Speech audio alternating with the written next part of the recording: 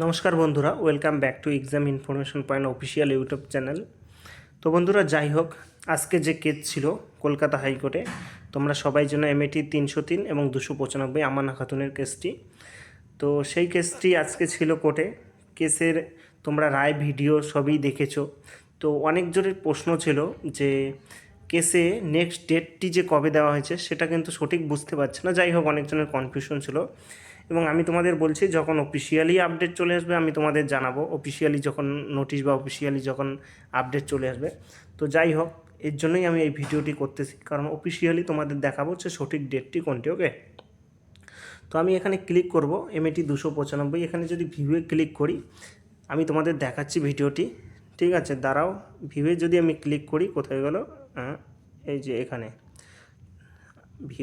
ভিউয়ে click করলে কি আসে?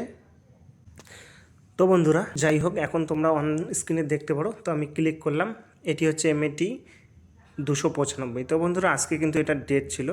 তো বন্ধুরা, এখানে তোমরা অন স্ক্রিনে দেখতে পারো এটার কিন্তু নেক্সট হিয়ারিং ডেট দেওয়া হয়েছে 23শে মার্চ 2026। অর্থাৎ তোমাদের কিন্তু আজকের যে কেসের ডেট সেটা কিন্তু 23শে মার্চ। তো কথা হলো, এখানে আমি তোমাদের একটা দেখাচ্ছি, আর একটা কেস ছিল, এটা হচ্ছে এমএটি 295 এবং এর সাথে যে কেসটি ছিল আজকে এমএটি 303। ওকে, এখানেও যদি আমি ভিউ ক্লিক করি, এখানে ভিউ ক্লিক করব, তারপর পিডিএফটি চলে আসবে। তো বন্ধুরা, তোমরা এখানেও দেখে নাও, কেস নাম্বার 303 2026। তো বন্ধুরা, এটার কিন্তু নেক্সট ডেট 23শে মার্চ 2026, অর্থাৎ আগামী সোমবার।